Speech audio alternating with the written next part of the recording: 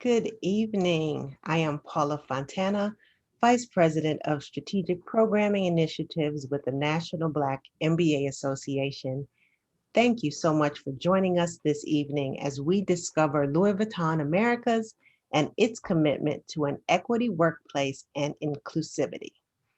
So the mission of the National Black MBA Association is to lead in the creation of educational, wealth building, and growth opportunities for Blacks throughout all stages of their careers.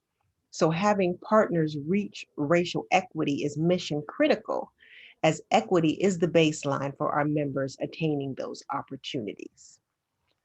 One of the many benefits of membership in our association is gaining access to organizations that not only seek but value Black talent. And so I am so excited for tonight's discussion with our partners at Louis Vuitton. Please join me in welcoming Daisy Ann Robinson and Shona Pinnock. Ladies, welcome. Thank you. So let's go ahead and jump right into this discussion. And I'd like to start with Daisy Ann. I've learned a little bit about you, and I can honestly attest to the fact that you have had an amazing career journey at Louis Vuitton. So can you tell our members a little bit about yourself and your journey? Sure. I'm so happy to be here and thank you for having us. So I've been with Louis Vuitton for 14 years. I like to joke and tell people that I started when I was a child because I basically built my entire career with the brand. I started in 2007, and believe it or not, it was for a temporary role. I saw this 6-month assignment on the LV Careers website, and I took a chance and I applied. I had always admired the brand and LVMH itself. And I thought, no, why not? Why not give it a try? I studied human resources in college. I got my master's degree in it. So I really wanted to build my career somewhere in HR where I can continue to grow. So I started my 6-month assignment. It was very intense, a lot of hard work, but I was willing to do that, and I did. And then after 6 months, I was asked to stay on board after that. So my initial position was HR administrator. And then after about a year and a half, I was promoted to benefits administrator. And during that time, I was mostly responsible for leaves of absences, our employees' benefits, things like that. And I had a colleague that needed to go on maternity leave. And so when she went out, I was asked to kind of support some of her responsibilities. She was an HR manager responsible for our Canada and Southern region. And so they asked me to support. I've never been an HR manager, but they gave me the chance to do it. And I was still doing my job as a benefits administrator, but taking on additional responsibility. So when she returned, I thought, I barely survived. Right. But when she returned, they decided to do a bit of a reorganization. And so she was just going to focus on the Southern region, and then Canada was going to be open. So one of the HR directors came to me and asked me if I would be interested in, helping out Canada as the HR manager there. And I was like, sure, why not? And they said, well, you actually have to move to Canada to do it. So I thought for a little bit, and I said, okay, well, if I want to continue to grow with the company, this is my chance. So I took it, and I moved to Toronto in a matter of a couple of weeks. and I was based there for about 2.5 years. And after 2.5 years, my boss came to me with two opportunities at the time. It was a position on the West Coast to be based in San Francisco, as well as an opportunity in New York. And we had a very candid conversation. And he said, you can always go home, you can always go back to New York, but why not try something else? Why not continue to challenge yourself? So I said, okay, why not? So I went to San Francisco. And I went from having about 9 stores that I supported from an HR standpoint to about, I would say, maybe 30 something stores. And over my career in San Francisco, I went from having just the West Coast to also having Hawaii as a part of my scope, and then also supporting our client services center. So I was in that role for about 3.5 years. And then my boss came knocking again and asked if I'd be interested in, another change of scenery, and this time with a little bit more Latin and Caribbean flair, and if I would be interested in going to Miami. So I said, why not? I'm originally from Jamaica, so I said I'll be close to home, technically, and also close to New York. So I did. I moved to Miami in 2016, and I've been there ever since. It's been about 5 years now, and my role really encompasses all aspects of HR. So I'm really the head of HR for the Southeast region, supporting our 22 stores there. And that's my career. um, incredible, incredible. Okay, so I have some follow-up questions to your career. So I Sure. heard you were promoted basically in a year and a half. I hear that you keep getting shoulder tapped. You have this incredible mobility across not only the United States, but even abroad. So I want to know, what did you do to gain that level of mobility, number one, and how did you position yourself so that these senior level executives who are in other verticals are getting access, enough access into what you're doing to want you to be part of their team? How did you do it? I mean, you looking back at it, it seemed like it kind of happened just naturally and organically. But when I think about it, I do think that there was a lot of work on my part as well. We have a saying at Louis Vuitton is you make your career a beautiful journey, and it's your Mm, career and it's your journey. And throughout my time with the company, I've always been very open and honest about what my aspirations were, and I always asked for more. I always mm, wasn't just satisfied with what I was doing, but asking to be a part of other things and also coming up with ideas of how to improve processes and do things differently. So I would say, what really helped me was, first of all, being very vocal about what my aspirations were. And it's also just being hungry and really showing that I could do more. They say, you have to do the job sometimes before you get the job. And I mhm. think that was a part of what really helped with my success. So one is definitely being open and vocal about your aspirations. And then the other thing too is I did have some great leaders that really saw potential in me and saw the hard work that I was putting in. And with that, they saw that I could do more and they gave me the opportunity to do more. So I would say it's a bit of two things, my own push for myself to be successful, but then Mhm. also having great leaders that saw that potential in me because I was working hard and I was wanting more and giving me the opportunity to do so.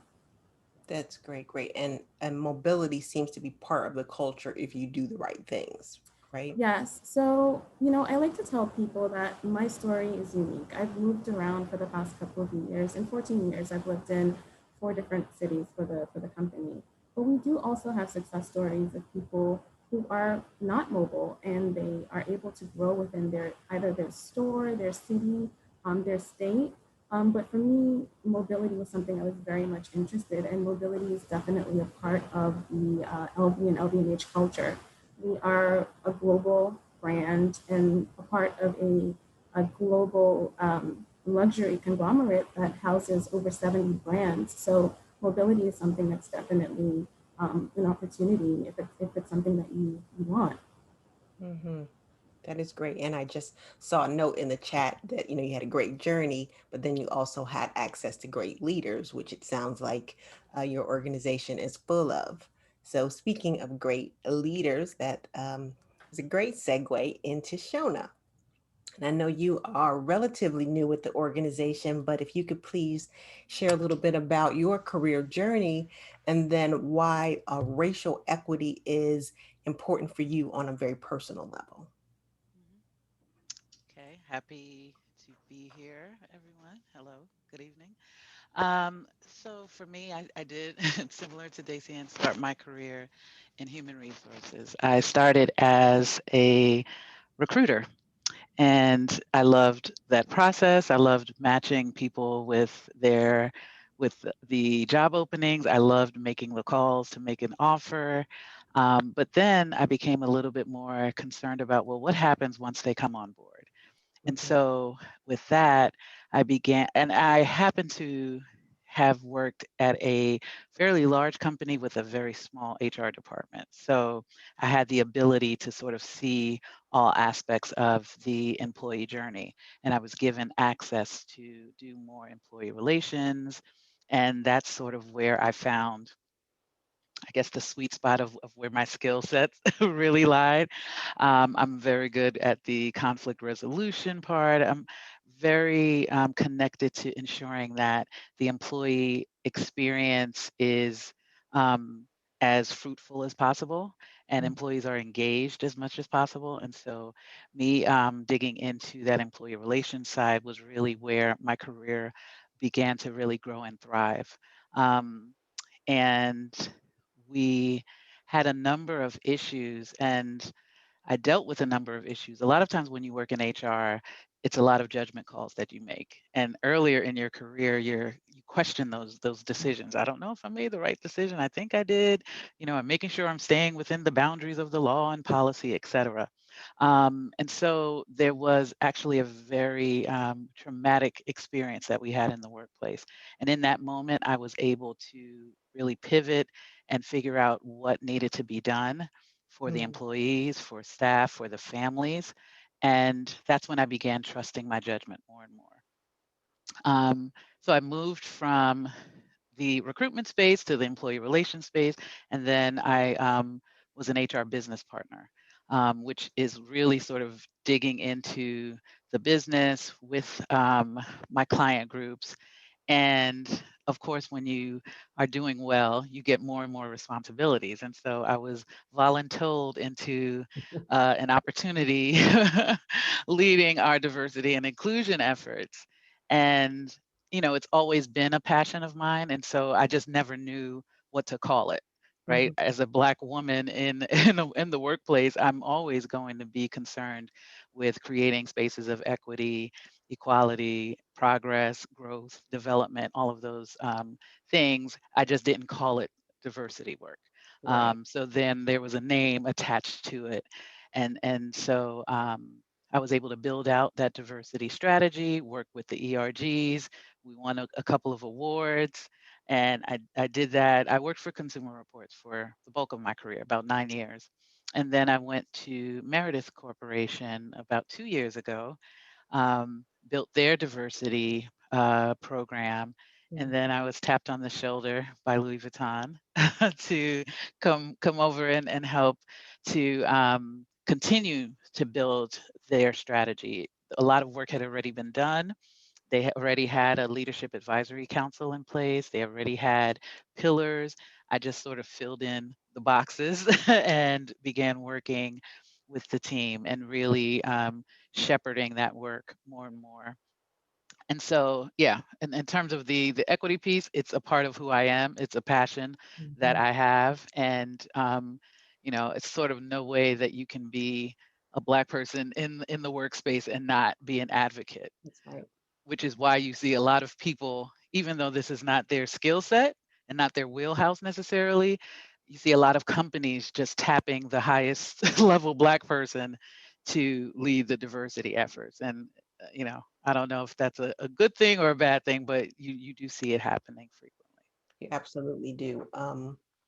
A couple things I want to delve into. So I like when you talked about like in that moment, trusting your judgment, right? And so Mhm. as leaders and as workers in this space, knowing that there will come a moment where you trust your judgment. It's Right. that gut. And the other thing I want to just sort of dig into when you talked about like the passion and knowing that DEI is a part of, who you are as a Black woman, but it also appears to be your passion work, right? Yeah. So realizing that what I'll call systemic changes in an organization have to start from the top. So how do you as a senior leader sort of communicate that need for diversity and encouraging equity for others who may not look like us? Mhm. Yeah, for me, that's a huge part of the equation, right?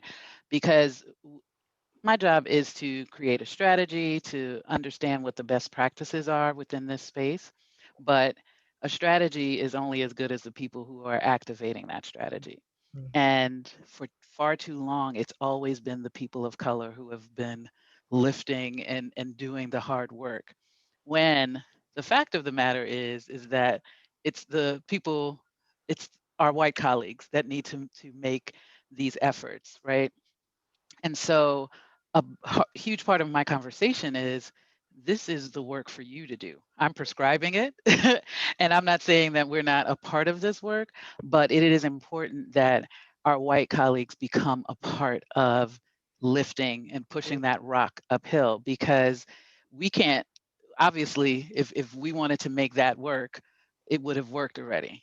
But we need the input, we need the engagement of the folks who primarily make the huge decisions for any organization. And if you look at any organization, you see that there is disparity, right? You don't see representation at the top. So the people that are making it, making those decisions, they need to be making those decisions through the lens of our strategy. And so I have no problem having that discussion with our white colleagues to say that, you know, all of these words are nice, all of this training is nice, but you actually have to put in that sweat equity as well. Um, and understanding what that means. So I need you to slow down, Mm. right? Before you make a decision, before you make that knee-jerk decision to put the person that you know into this role. Nope, Right. let's slow down. Let's open it up. Let's get a diverse slate of candidates. Let's make sure that we have an interview process that is consistent, and then we can go about making those decisions, right? And so it's not only um, having that discussion, but also letting them know what this actually means on the ground. Because a lot of times, if they don't, it's like it's easy to get frustrated. It's easy Mm. to say, "Oh, this is taking too long," or "This is too hard." So I'm letting you know upfront, it's hard. It's not as easy as saying, "I love diversity. I love, I love having, different people around the table." It's a little bit more than that. It's how do you leverage it? That's a word there, right? So putting in the work and a term that we hear a lot is the allyship. So making sure that you're Yeah, a good ally for the cause. Uh, absolutely. so talking about passion work, I realize that there are many people who have joined this discussion because they have a passion or they want to work with your organization. So Daisy Ann, can you just tell us a little bit more about just how your organization is structured and then potential opportunities that could be available for people who have a passion to work at Louis Vuitton or LVMH? My headset was muffled before, so can you hear me clearly now? Say something Ah, right now. It's a little it's soft. still a little muffled. How about now? Better. Okay, great. So of course, so Louis Vuitton is comprised, of course, we're a global company, and we are separated based on zones. Wait, There are five. you're going in and out a little bit. Can you hear me better? Yes. Okay, so I'll try to speak loudly, and hopefully it'll counterbalance the technology maybe. So we're broken down into zones, 5 zones, and we are based in the Americas. So we're Louis Vuitton Americas, and the way that we're structured in the Americas is we have our corporate department based in New York, which is our headquarters, and we have a our retail sector, which is the bulk of our team here in the US. We also have manufacturing, which consists of our repairs department, because we do our own in-house repairs, and we have our warehouses to ship and receive product. And then we also have our manufacturing site that we actually create our pieces here. So manufacturing in terms of product being made, it's not just in Europe. We also have a facility here in the U.S. where we do make the bags. So there's a lot of amazing craftsmanship happening here in the U.S. for the company. Then we also have our client services center, which really takes care of our customer service, so calls and online ordering, shopping, things like that. So those are the four different sectors that you'll find in the US. So corporate, retail, client services, and manufacturing. From a retail standpoint, you can find a regional office in just about, not just about, but a lot of our major cities. So we have a regional office based in Miami, one in Dallas, Texas, one in Los Angeles. We have one also in New York City, of course, and then Chicago. So we have these offices that are there and regional teams that are out in the field to really support the retail stores. In addition to that, we have our stores here in Hawaii. So we have an office there, Canada. So we have offices there. And then we have Mexico and the Caribbean as well as Brazil. So in terms of our structure here, there's lots of opportunities in all parts of the US, whether it's retail or if it's a regional position, manufacturing, client services, or in our corporate office in New York.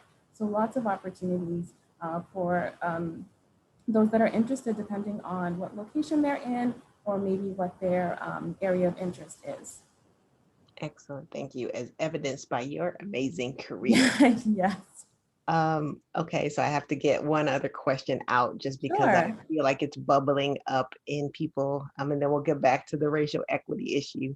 Mhm. So, and either one of you or both of you can answer this question, but I know when some people think about fashion and a brand such as yours, there may be a certain stereotype that comes to mind. Can you give me 3 words you would use to describe your corporate culture?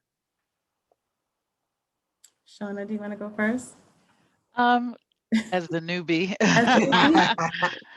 And, I've said this before. When I received the offer, in my mind, I felt like it was going to be, Devil Wears Prada. Everyone was going to be dressed to the nines every day, very aloof.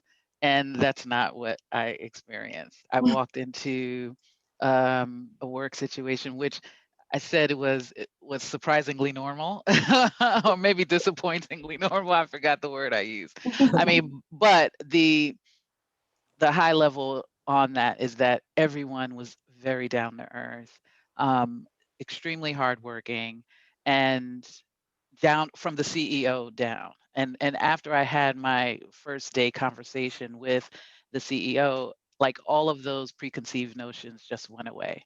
Mm, It was just so real and so much, she was just very open and she was like, look, if we're not doing it right, let me know. If there's more support you need, let me know. And since day one, they've been in it. They've been in the trenches with me. And so everyone that I've encountered, all of the leadership, all of the teams, when I go into the stores, everyone is just so super passionate mm, about the work that's being done here. And they're just really working hard.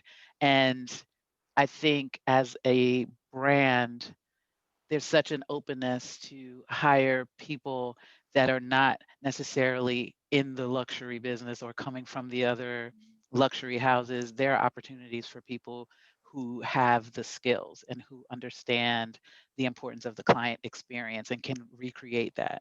So I really was connected to that and really feel good about the decision I made because I was a little bit apprehensive, I'll be honest. I was apprehensive. I could imagine. Mhm. JC, and anything you would add to that?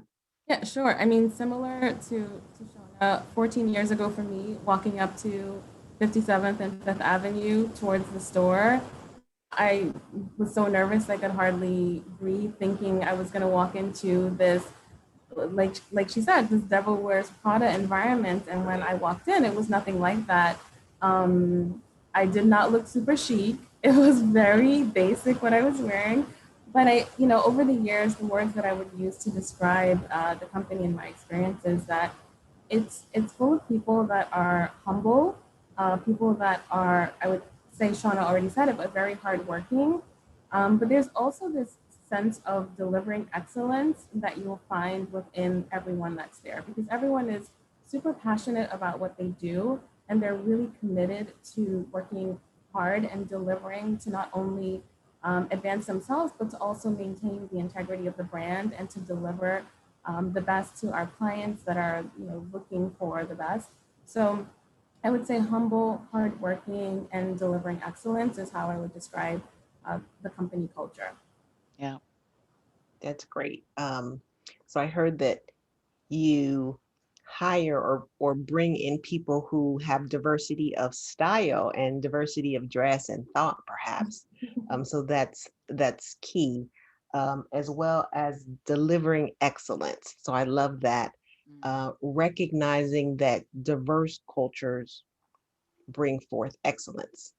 Data has shown that. absolutely. So, um, Shona, can you tell us a little bit more about what Louis Vuitton has done to embed that DEI culture within your organization?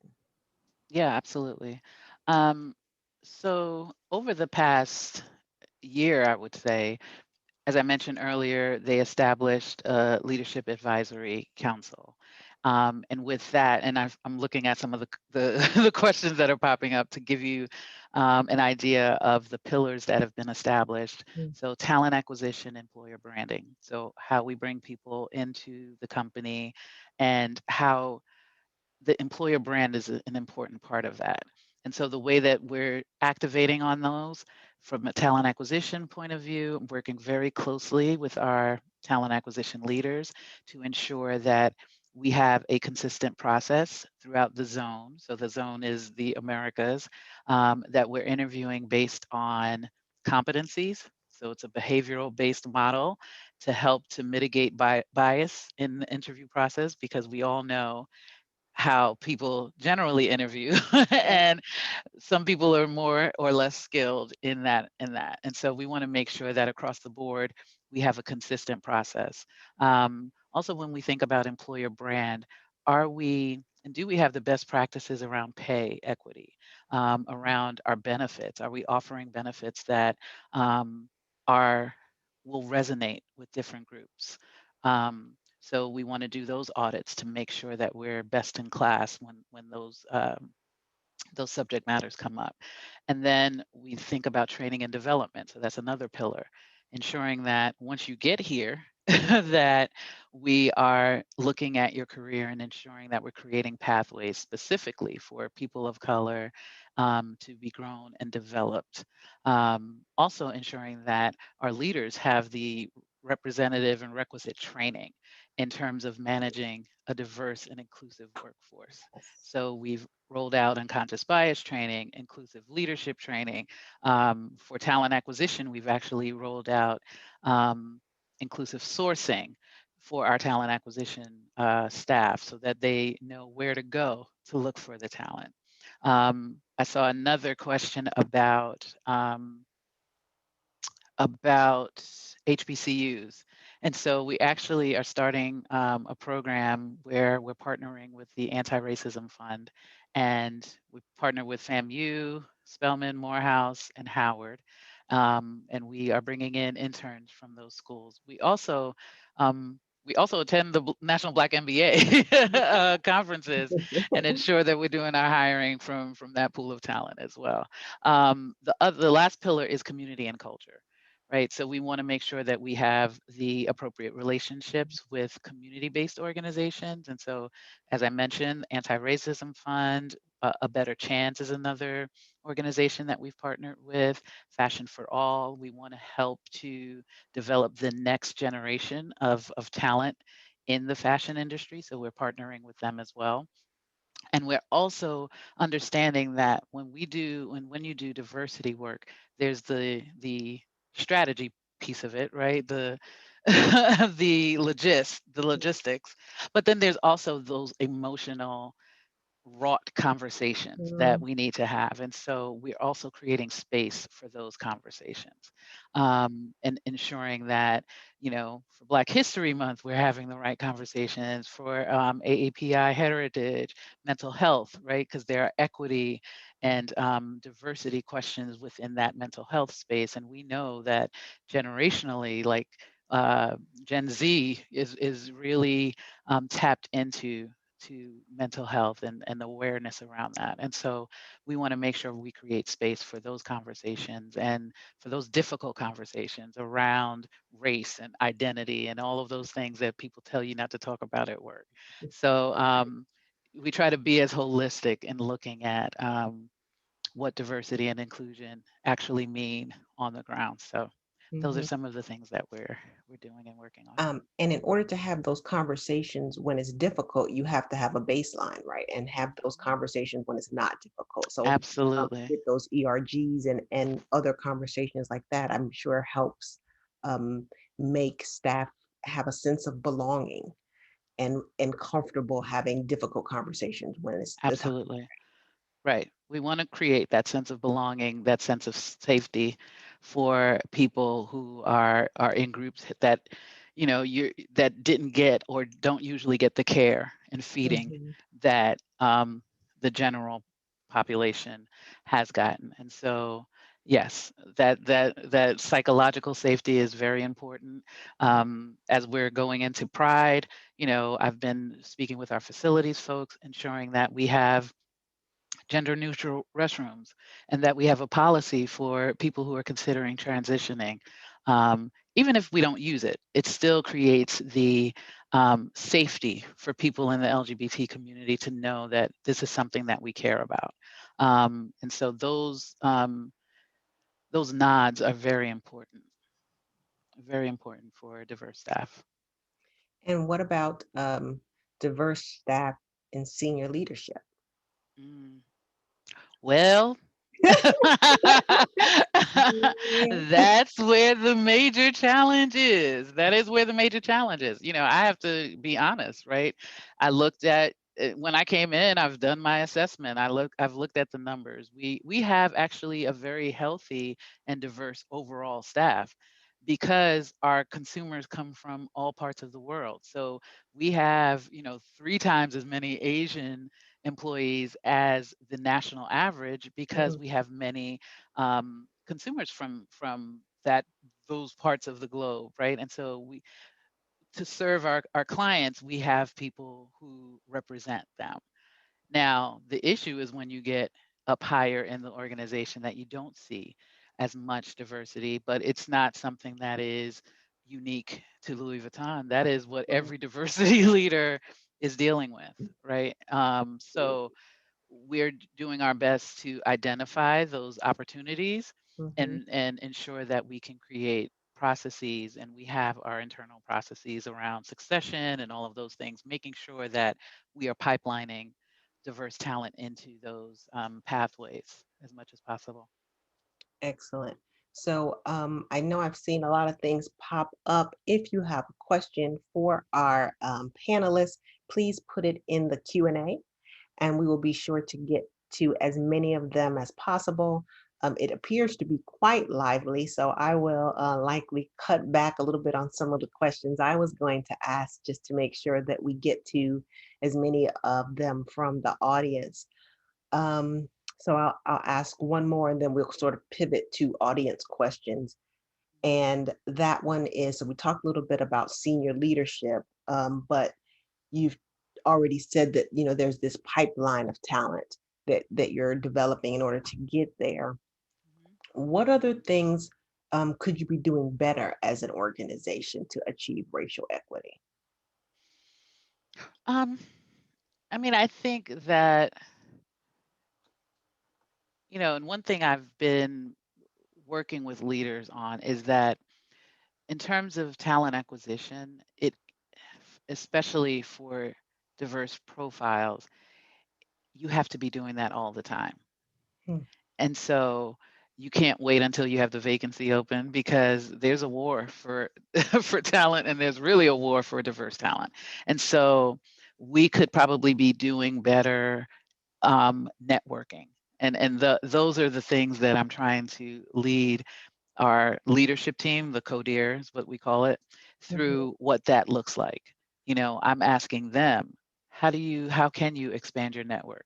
I'm shooting them profiles. This is somebody you might want to look at. Now, it might not be for something you have open now, it might be something you have open in the next year.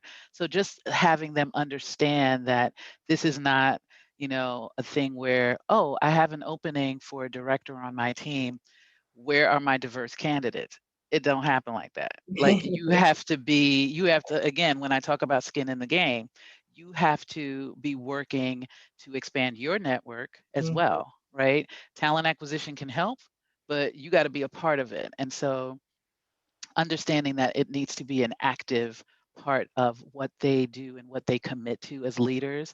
I would say we need to do a better job at it, but it is something that I am now sort of integrating into the discussions that I have with leaders, sort of like teaching them how to fish a little bit, right? All right, so I'll jump into some Q&A from the audience, and I'll just sort of lean into that networking piece. So my answer to this first question would be networking if I put on my coaching hat. But the question is, what recommendations or suggestions do you have for individuals interested in joining the organization? You want to take that, Daisy? Sure, and I can share some thoughts as well. Yeah. Okay, so I joined the organization by applying online, which is like unheard of, right? You submit an application, and there are so many candidates that are also applying for the same role. I see it today. You post one position, and there are hundreds. So the way that I recommend and offer advice to those interested in joining the organization is you can't have one single channel of connecting to the brand. So I would say it's about looking on LinkedIn, connections on LinkedIn. I would say it's about visiting our stores. I would say it's networking and finding those that are in the organization to build a connection with, because that is a part of it. So I think you have to have as many sort of hands out there, arms out there to build relationships in order to find those connections. But there are times that we scroll through the postings on our job board, and we find great resumes and candidates, and we reach out to them, similar to what happened to me. But it's definitely, I would say, it's all about networking and building those relationships. I accept almost every LinkedIn request that I get. And if someone asks me a question, I honestly try to respond to them and give them advice and feedback. And I would say it's that you don't know who you'll come across that will actually extend a hand to you and say, yeah, sure, I'll give you a call and talk about the organization, or sure, I'll pass your resume on. So I would say definitely networking is something that's really important. Networking, anything you would add to that, Shona? That was pretty perfect, actually. Yeah, I mean, I think, especially now that we're in this kind of virtual space, and you see people out and about, and you see people from the Louis Vuitton, the LVMH universe on panels and in these discussions, try to plug into that as much as possible as well, because I think that that's another avenue to connect with some decision makers, or even just to get some insight about what it's like to work for this brand or any of the other brands under the LVMH umbrella. I would also say be persistent. Honestly, I if I have many requests on LinkedIn, I'm responding to the one that's contacting me the most, because I know this person really wants to talk to me.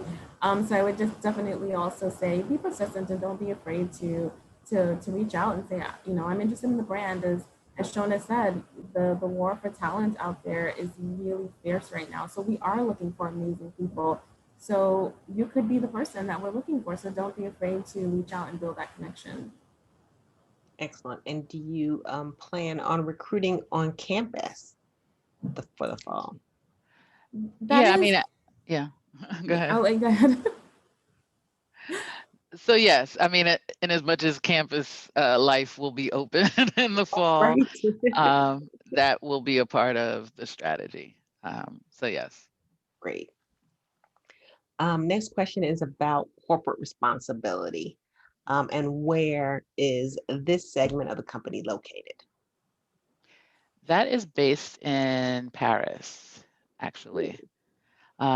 So we have a corporate sustainability and responsibility function that is Paris based and really focused on our carbon footprint and ensuring that our packaging and all of those things that have an impact and our logistics are as best in class and as minimal as possible. And so, I'm really weird about that because they sometimes fold in D&I into the corporate responsibility piece, Hmm. which I don't necessarily agree with. And so there is a part of that from Paris, that function that includes D&I. But, for me, D&I is a business imperative. It's not like, oh, here's this nice thing that we do, right? It's actually a part of the business plan. Um, but yes, the corporate responsibility actually lives in Paris. Great. Next question. Can you talk about the obstacles you faced in implementing programming in an organization steeped in traditions that they might not see as exclusionary? Mm. So that's been a big discussion. And I think the tide is slowly turning um, because this is a global company, because this is a company that is headquartered in Paris. And in Paris, the ideas around race are very different than they are in the US. And so there has had to be an education for our Paris counterparts to understand Mm, what race is in the US context and the history and all of those things. I think that they're slowly understanding.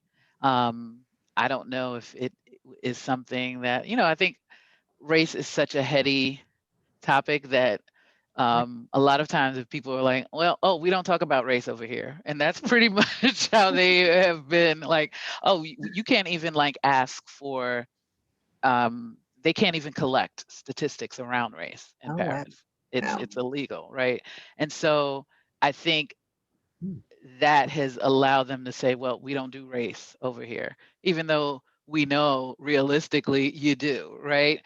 But mhm, I think that they are slowly realizing um, that it is a conversation that needs to be had, and it is a global conversation that needs to be had.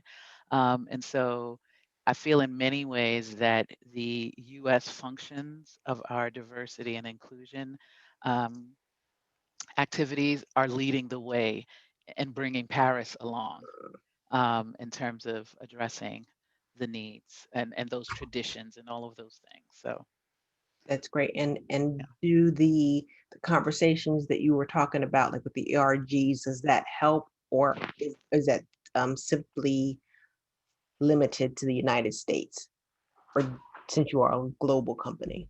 Right.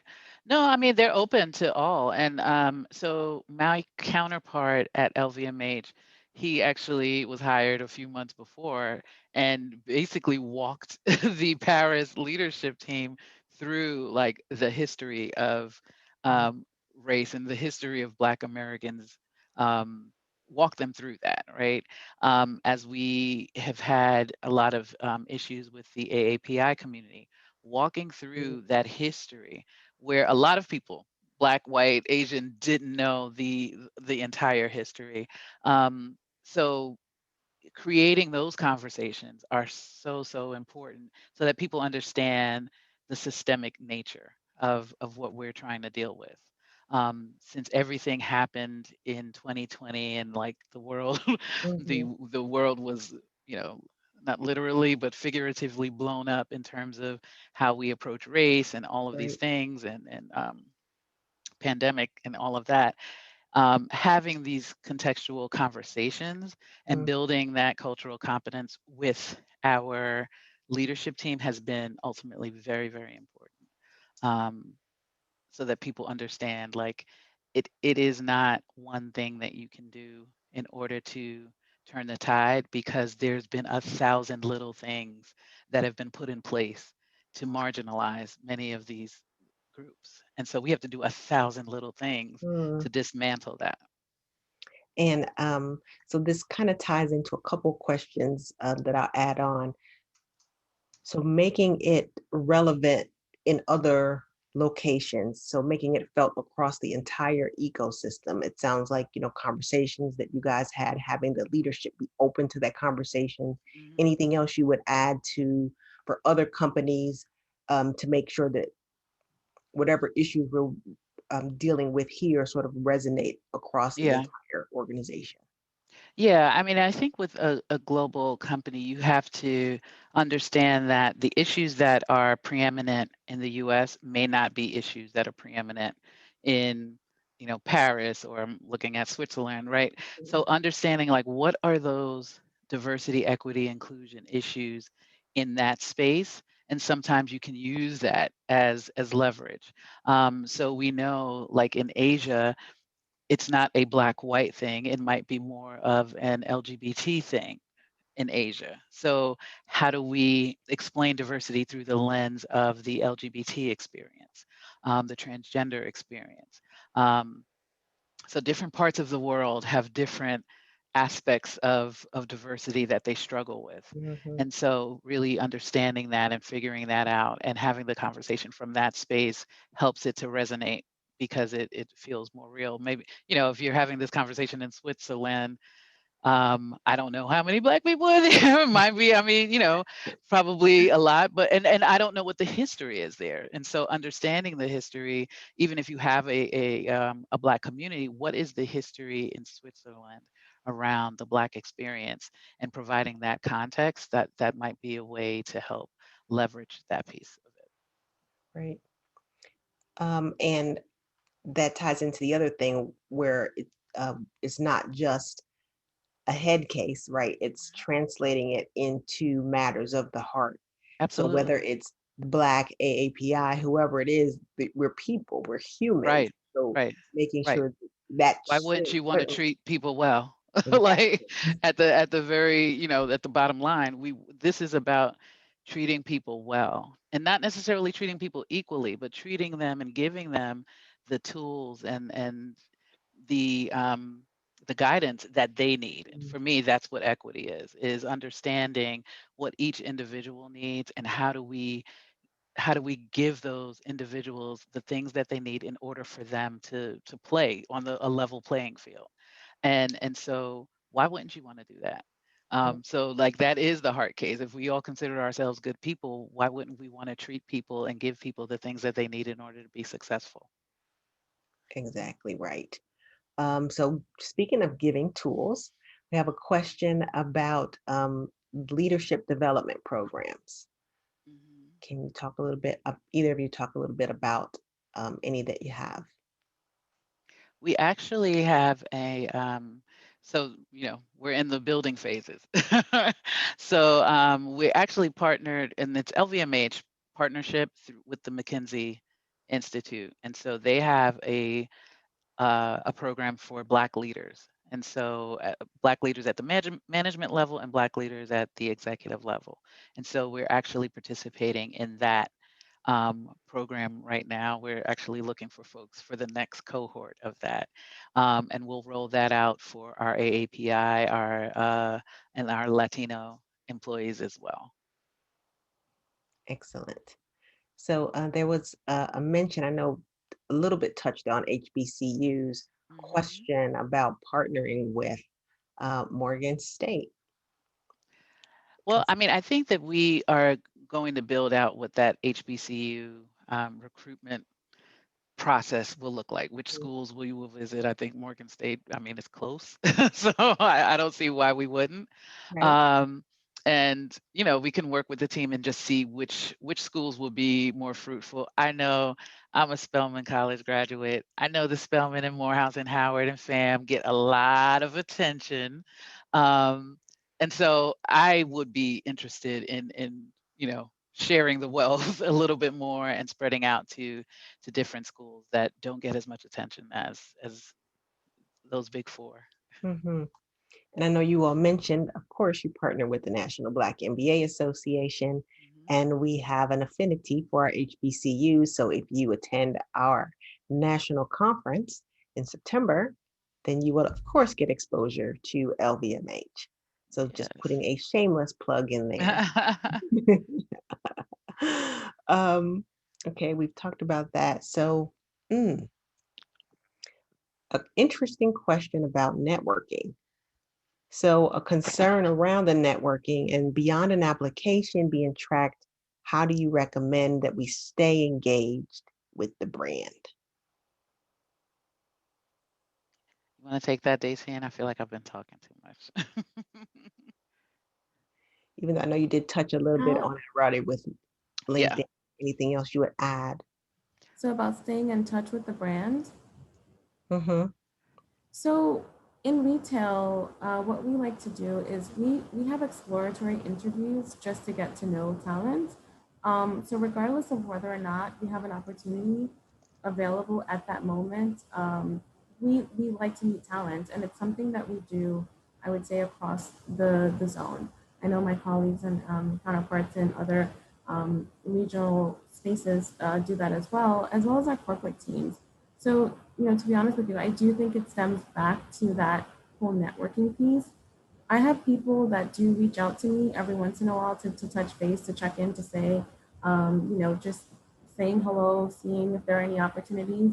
And I do the same thing with them as well. And the thing about I would say LV is there are moments where you can, like in my case, you can have 7 interviews in one day and maybe be hired shortly after.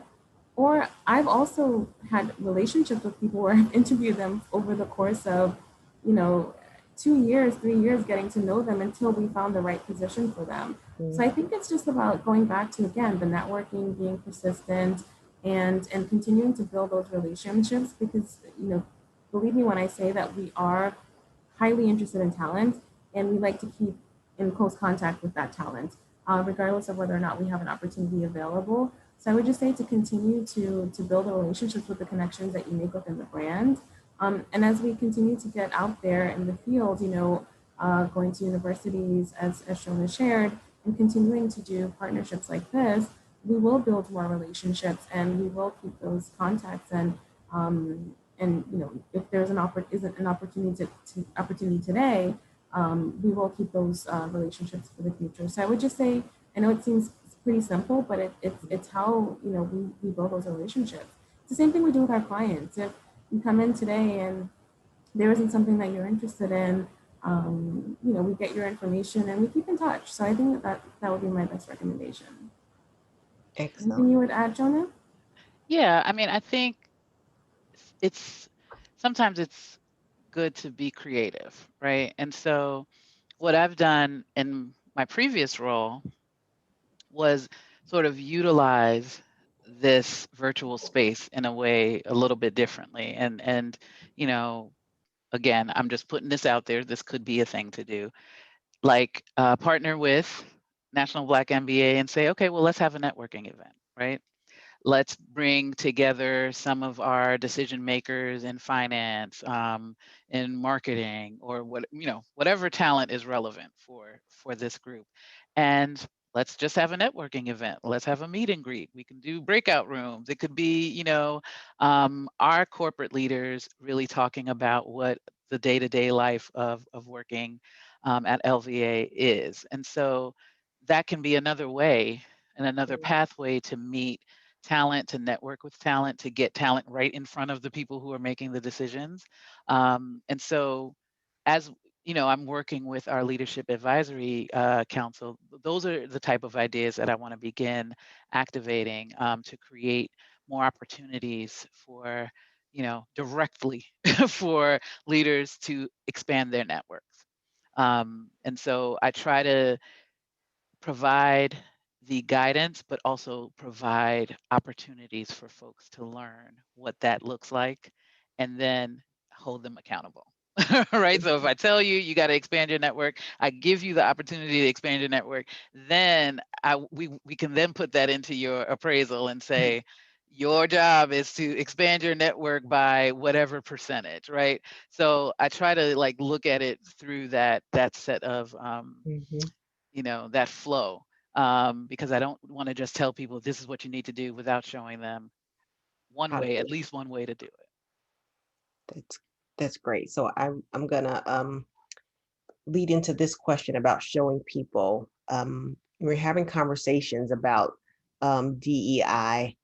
How do you tell the difference between someone who genuinely doesn't know or understand nuances versus someone who is perhaps willfully ignorant? Was a question on issues of equity, and how do you get past that Mm, in an organization? yeah, yeah. Yeah. Yeah. Like here's for me, I assume good intent, right? Mm, Until, there's evidence otherwise, right? mhm, So you're gonna get at least one bite of the apple to be like, oh, I didn't know. Okay, well, if you didn't know, well, let me tell you this now. So from here on in, you are no longer ignorant. I can make that assumption. But honestly, I do try to assume good intent. And 95% of the time, I'm right about it. There are times when people are being willfully ignorant, and sometimes that's another challenging conversation to have with people who consider themselves allies mm, but do not act as allies. And so the behavior doesn't line up with what they say. And I've had to have those discussions, and I'm okay with having those discussions in a way that is as sensitive but as targeted and pointed as possible.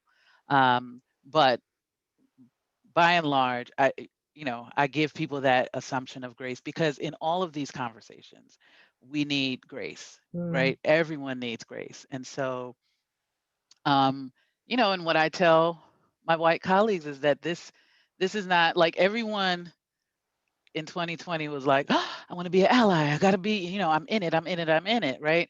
And that's great.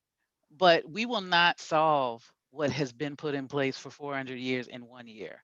Like mm. you got to be, this is the long game. And Continuous so work. That's right. it's hard. It is something that as a community you are not as used to dealing with because you didn't have to deal with it, right? I'm an able-bodied person. I don't have to think about how I'm going to get to my car, how I'm going to get home. But if I'm not an able-bodied person, that's always a part of my thought process. Okay, how do I get downstairs? How do I open it? Right. And so I try to balance it in that way. It's like it's something that I don't have to think about every day. And it's something that by and large our white colleagues have not had to think about on a daily basis. And so now that you're thinking about it, I know that there is a lot of frustration. I know that there's a lot of feeling like, okay, how long are we going to do this? Well, let's Mhm. think about it. Hundreds of years. Right. Uh, you know, so I try to be as realistic as possible. Like this is a long game, and you have people who are very frustrated, and so how like that's where a lot of the noise Mhm. is because you have a group of people who have been frustrated for For decades, for years, right. centuries, Mhm. and you know those are difficult conversations to have, and those are difficult conversations to hear Right. for a lot of folks. Exactly. So, ladies, this hour has whizzed by. Oh, We are pretty much out of time. I am so sad to say, but this has been an incredible conversation. So, thank you so much for your partnership. Any This may take us over, but I really want to ask this. Any parting words that you would leave to our members as we end this webinar? hmm. You want to go first, or you want me to go I would just like to first? say thank you for creating this space, inviting us to be able to share our stories and to share what the company is doing. And I will say that I see myself as not an exception to the rule, but as someone who, worked hard in school and applied for a job, and I got the opportunity. And I know that that's not the perception for a lot of people. It's like, Louis Vuitton and getting a job. But we're looking for great talent, regardless of your background. We're looking for you, and I would just encourage you to take that walk like I did, very nervous, and come to us because we're humble, hardworking people that are looking for talent. And I would just say that, please reach out, and I will personally commit to building that connection as well for those that reach out to me. And because I know I took a chance on myself, and someone took a chance on me, and I really want to pay it forward to others as well. Excellent. Shona? Ditto. I mean, I don't know if I could add anything better. This was great. I thank you for the opportunity. And, you know, yes, we want to see more of you coming through the doors and applying for roles.